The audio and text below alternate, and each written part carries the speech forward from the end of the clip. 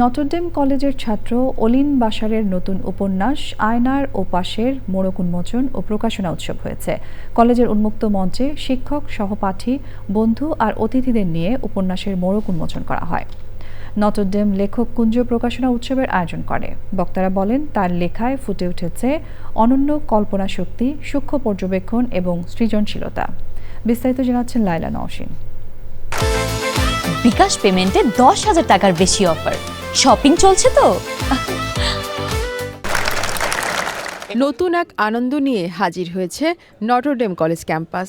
College শিক্ষার্থীর গর্বে আনন্দিত শিক্ষার্থী, শিক্ষক সকলে।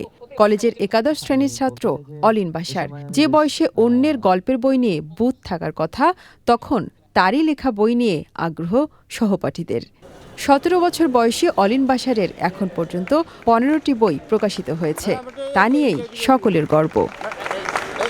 কলেজের উন্মুক্ত মঞ্চে শিক্ষক, সহপাঠী, বন্ধু আর অতিথিদের নিয়ে এবারের নতুন উপন্যাস আয়নার ওপাশের মোড়ক উন্মোচন করল অলিন।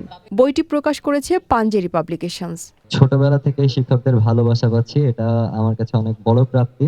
তাই এতগুলো প্রাপ্তির মাঝে আমার লেখাটা আমি সামান্য বলেই মনে করি। ছাত্রের বই নিয়ে করল আলোচনা শিক্ষকরাও। যারা লেখালেখি করে, এটা একটা অলৌকিক আনন্দ। লেখালেখি করা এত সোজা না। বর্তমান বিশ্বে কি প্রয়োজন? সবচেয়ে বেশি প্রয়োজন ভালোবাসা। এই ভালোবাসাকে কেন্দ্র করে তুমি ছোট্ট একটা কবিতা লেখো, একটা লাইন লেখো। অতিথিরা বলেন, অলিনের লেখা নতুন চিন্তার খোরাক হবে পাঠকদের।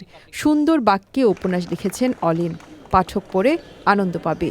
জীবন সম্পর্কে গভীর অভিজ্ঞতা আছে এই উপন্যাসে। একদিন এই ক্যাম্পাস অলিনকে নিয়ে প্রাউড ফিল করবে।